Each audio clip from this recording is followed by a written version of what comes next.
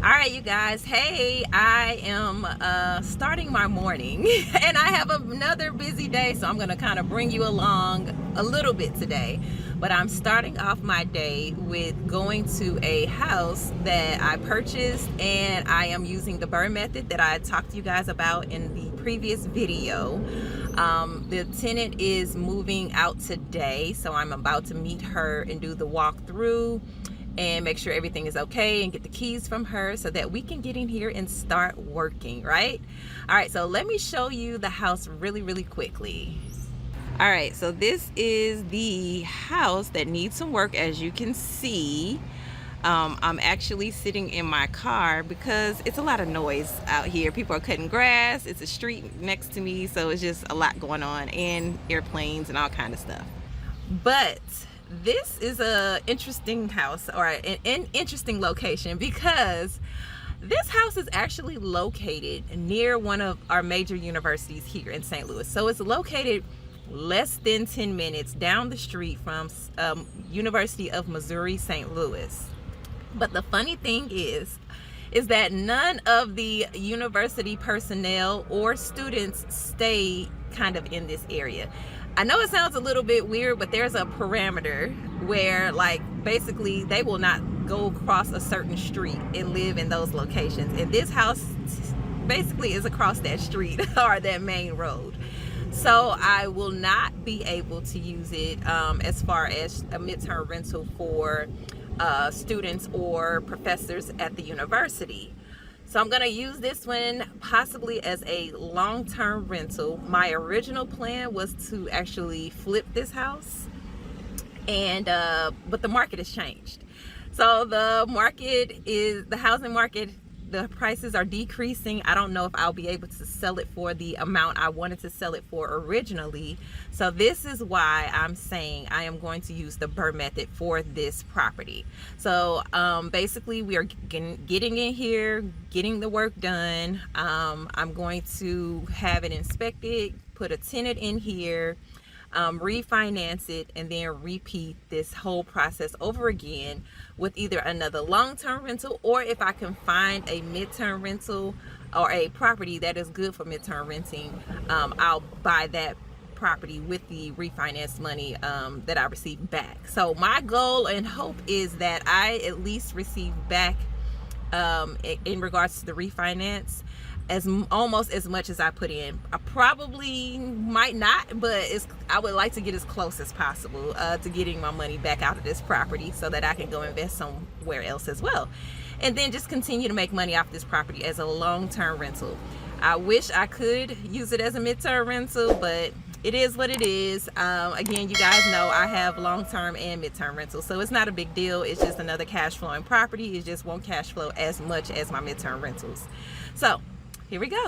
I'll go ahead and I am going to give you guys a tour of this property, and I'll kind of keep you guys updated on what's happening with it. Now, at the same time, I am also working on 3 midterm rentals right now, because I actually have 4 that are secured, but the one unit isn't ready. So I'm actually actively setting up 3 units right now. So once I leave here and finish putting a lockbox on this property, making sure it's secured, going through the inspection, I am headed over to the building and continuing to set up one of the units one by one.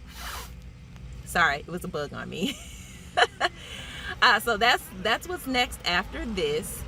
Then I also have one of my midterm rental tenants who wants to access the pool at one of the properties, and there's a whole process we have to go through in order for her to get a pass to get access and gain access to the pool. So now I need to also work with the property manager at that location and the guest and get her a pass, and I think we have to actually update the occupancy permit and do some other things. So today is a busy day. I am going to get through it, but I'll keep you guys posted, like I said. All right, I am inside of the house now, and we are going to do a quick walkthrough. I just walked through with the former tenant.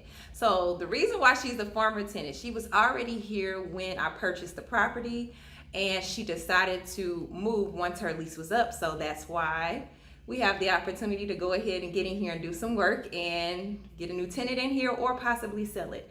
All right, so let me go ahead and show you what the property looks like. It's actually not in bad condition. There are some things I definitely have to do because we found it in my inspection report and my contractor found some things. So we still have work to do, but cosmetically, this property doesn't look too bad. So let me show you what it looks like. All right, so we are in the living room, as you can see. So this is the living room. This is a non-working fireplace. But to the left from the entry, we have what is considered an actual bedroom. It's not that large. It really could be turned into an office, but it has a closet. So you see the mirror doors here, so it actually can be a bedroom because it has a closet. All right, so we're gonna walk back into the living room, and this is the dining room area here.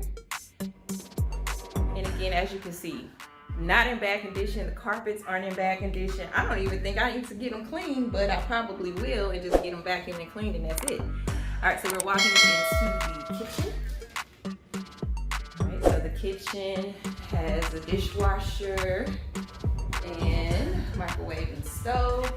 And through this door here, that is actually a sun porch that we are going to turn into a pantry.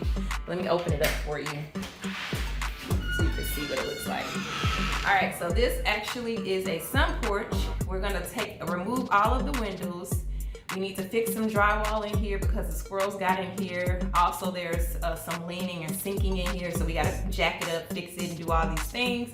We're actually going to turn this into a pantry, or in a storage area. So that is what this will be in the future. All right, so back here, we're gonna go through the hallway, and this is considered a 3-bedroom, 1 bath. So this is the bathroom. Not too bad. I mean, it's a little outdated, but it is a little bit of coordination in here with the black and white. I don't think I'm doing too much to this bathroom, especially at this price point, that I'll be able to sell it at. So this is the smaller of the bedrooms back here. And we have the closet. And then the larger bedroom. So this here's a nice size bedroom. You could definitely get a king size bed in here and a nice furniture set. So that's that. And then this door actually leads to the attic. Nothing's up there but some storage, but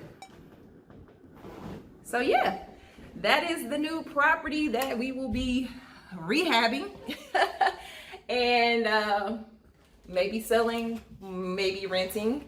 If I rent it, that would be considered the BRRRR method. So buy, renovate, or rehab, whatever you want to call it. Put a tenant in here, so rent it out, refinance the property, and then repeat. So that is what we have. Hope you guys enjoyed it. Now make sure, if you want to learn all about midterm rentals or anything like that, or you need some resources, check the description below, because I often put some free links down there for resources. And then I have my online course down there if you're interested in taking that. And I have my work with me link if you want to talk about working privately one-on-one with me. I have that link down there for us to schedule some time to talk. All right, so make sure you like and subscribe this video so you can continue to see what's happening in my world of midterm rentals, corporate rentals, long-term rentals, all of the above, but mainly corporate rentals. And I'll talk to you guys later. All right, bye.